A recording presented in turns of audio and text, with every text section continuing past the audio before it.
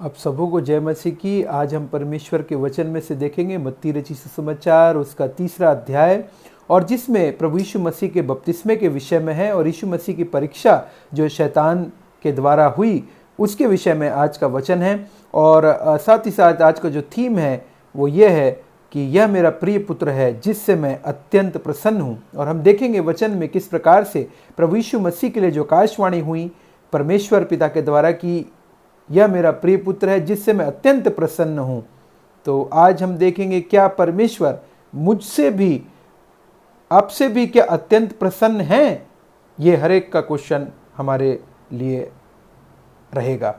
और आइए हम देखते हैं कि मत्ती रचित सुसमाचार उसका 3रा अध्याय में कि यूहन्ना बपतिस्मा देने वाले ने अपनी जो मिनिस्ट्री थी वो प्रारंभ करी। और यूहन्ना बपतिस्मा देने वाला हर एक लोगों को बोलता था कि मन फिराओ और परमेश्वर के मन फिराओ कि योग्य फल भी लाओ और परमेश्वर का राज्य तुम्हारे निकट है।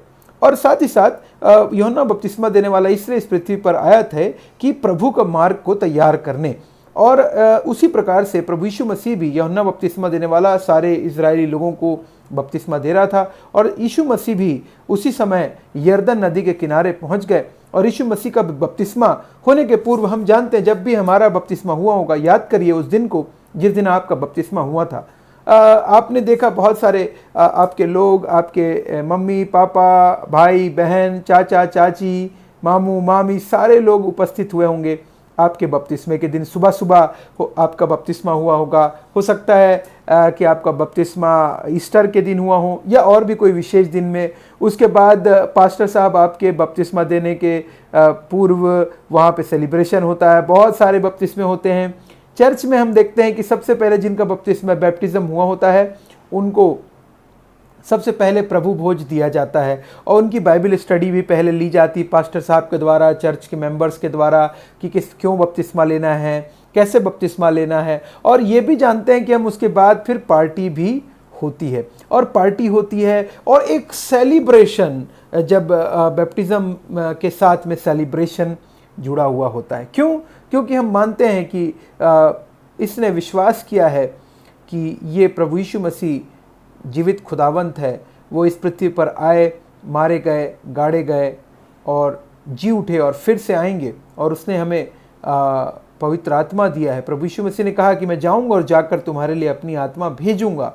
और यहाँ पे सेलिब्रेशन हमारा बपतिस्मा का जैसा हुआ था। आइए देखें यीशु मसीह का जब बपतिस्मा हुआ तो क्या हुआ।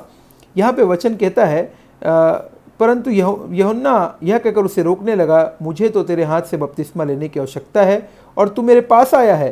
बपतिस्मा यूहन्ना बपतिस्मा देने वाले ने यीशु मसीह को कहा कि मैं तो इस योग्य नहीं हूँ प्रभु कि तुझे बपतिस्मा दे सकूँ, क्योंकि मैं तो मनुष्य हूँ और तू मेरे पास आया है बपतिस्मा देने के लिए। और एक जगह पे यूहन्ना बपतिस्मा देने वाले ने कहा कि मैं उसके जूती के बंधन बांधने के योग भी नहीं हूँ।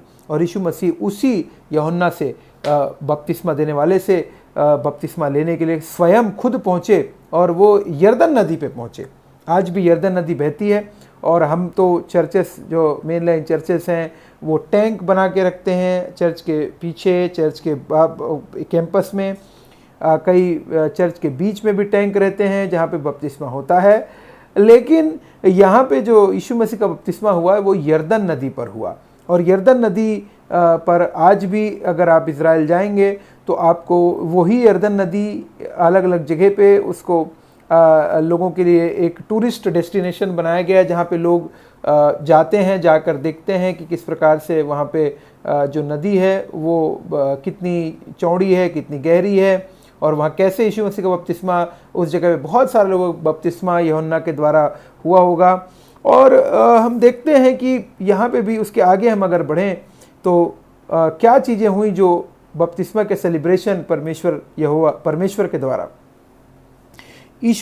तब उसने उनकी बात मान ली। और यीशु मसीह ने कहा तब यीशु बपतिस्मा लेकर, जब यीशु मसीह बपतिस्मा हुआ, जब स्टार्ट हुआ बपतिस्मा लेने के लिए यीशु मसीह पानी में उतरे। पानी में उतरने के बाद यीशु मसीह को पानी में यूहन्ना बपतिस्मा देने वाले ने डुबाया। और जब डुबाकर जब ऊपर यीशु मसीह आए तब देखिए क्या हुआ। और तब उसने बात मान ली और यीशु बपतिस्मा लेकर तुरंत पानी से ऊपर आया और देखो उसके लिए आकाश खुल गया। पहली बात आकाश खुल गया। यीशु मसीह का जैसे बपतिस्मा हुआ आकाश खुल गया।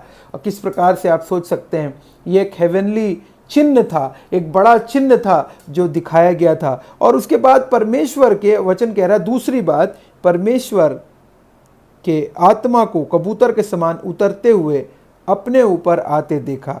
और देखो उसके लिए आकाश खुल गया और उसने परमेश्वर के आत्मा कबूतर के समान उतरते अपने ऊपर उतरते देख। दूसरी बात, परमेश्वर का आत्मा, पवित्र आत्मा कबूतर की नाई प्रभु यीशु मसीह के ऊपर उतरा। पहले आकाश खुला और उसके बाद दूसरी बात, परमेश्वर का आत्मा, जो परमेश्वर पवित्र आत्मा कबूतर के रूप में प्रभु यीशु मसीह के ऊपर उतरा।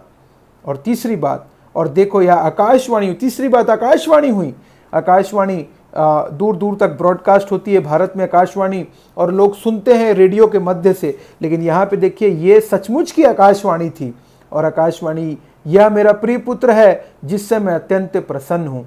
और यहाँ पे यीशु मसीह के परमेश्वर पिता ने खुद ये बात जाहिर करी सारे मनुष्यों पर, सारे संसार के जितने भी वहाँ पे, मैं सोचता हूँ कि हो सकता है वहाँ 50, 100, 150, 200, 500 लोग होंगे। उन सारे लोगों ने वो आकाशवाणी को सुना जो परमेश्वर पिता ने बोला खुद से, और आकाश खुल गया, परमेश्वर का आत्मा उतरा। तीसरी बात, परमेश्वर की वाणी को लोगों ने सुना, वाणी को परमेश्वर की सुना, यह मेरा प्रिय पुत्र है जिससे मैं अत्यंत प्रसन्न हूँ। परमेश्वर पिता अत्यंत प्रसन्न थे प्रभु यीशु मसीह से। जो कार्य वो कर रहे थे उस समय तक, उससे परमेश्वर पिता अत्यंत प्रसन्न थे। और आगे के भी जो कार्य होने वाले थे उससे भी परमेश्वर पिता अत्यंत प्रसन्न थे, क्योंकि उनको पता था कि यीशु मसीह पूरा करने वाले हैं, वो मारे जाने वाले हैं, गाड़े जाने वाले हैं, मनुष्यों के छुटकारे के लिए यीशु मसीह का जन्म हुआ है। और देखिए, पिता, पुत्र और पवित्र आत्मा तीनों यहाँ पे उपस्थित हैं। कुछ ही जगह पे बाइबल ऐसी के जगह है जहाँ पे तीनों का वर्णन एक साथ किया गया है, यीशु मसीह का, पवित्र आत्मा का, और साथ ही साथ पवित्र आत्मा के साथ साथ परमेश्वर पिता का स्वयं। और ये हम तीनों मानते हैं त्रिएक परमेश्वर है, तीनों एक हैं, दे आर वन। पिता, पुत्र और पवित्र आत्मा एक है, हम एक मानते हैं, त्रिएक परमेश्वर है। और जिस प्रकार से अगर आप पानी को अगर आप जमा दें तो वो बर्फ़ बन जाएगा, अगर फ्रीज़र में डाल दें तो बर्फ़ बन जाएगा, और जब उसको फ्रीज़र से निकाल दें तो वो वापस पानी बन जाएगा। और अगर आप पानी को जिस प्रकार से गर्म कर दें तो वो भाप बन जाएगा।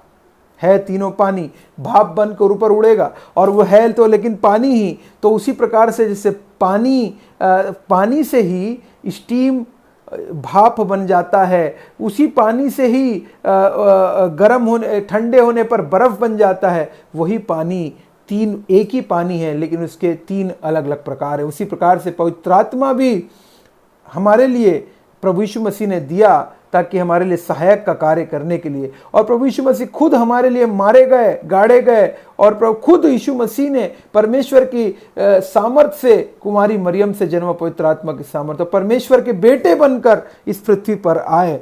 और परमेश्वर ने उनको, ये वचन हुआ मेरा प्रिय पुत्र है। प्रभु यीशु मसीह प्रिय पुत्र थे अपने पिता के, परमेश्वर पिता के, और हम जानते हैं कि तीनों एक हैं। और उन्होंने, उनसे परमेश्वर अत्यंत प्रसन्न थे। क्या मुझसे आज मैं ये बोल सकता हूँ कि मुझसे यीशु मसीह अत्यंत प्रसन्न है? क्या मैं उसका प्रिय पुत्र हूँ? क्या मैं उसकी प्रिय पुत्री हूँ?